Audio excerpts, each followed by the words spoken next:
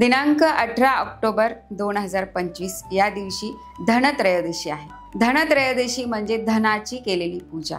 आपल्याकडे जे काही धन असतं, धन हे वेगवेगळ्या प्रकारचं असतं। जसं काही शेती आहे, धनधान्य आहे, पैसा आहे, लक्ष्मी आहे, या सगळ्याची पूजा आज केली जाते।